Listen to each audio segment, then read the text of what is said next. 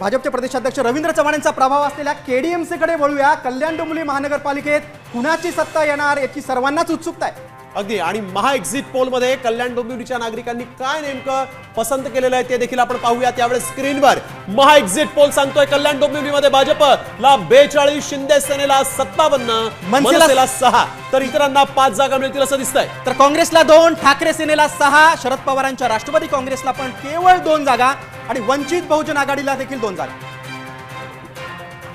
तर महत्वाची ही आकडे आपण बघतोय कल्याण डोंबिवलीमध्ये शिंदेचा शिवसेना जी आहे तिला सगळ्यात जास्त जागा मिळतील, कारण इथं शिवसेनेची सत्ता होती आणि कल्याण डोंबिवलीमध्ये आपण बघतोय शिंदे सेनेला 57 जागा मिळतील असं दिसतंय। भाजपला 42, मनसेला केवळ 6। पण भाजपने पण चांगली मुसंडी मारलेली आहे। अनेक नगरसेवक त्यांचे तिथं बिनविरोध निवडून आलेले आहेत आणि आता साम टीव्हीचा एक्झिट पोल सांगतोय भाजपला 42 आणि त्याखालोखाल आपण बघतोय शिंदे सेनेला सर्वाधिक 57 जागा।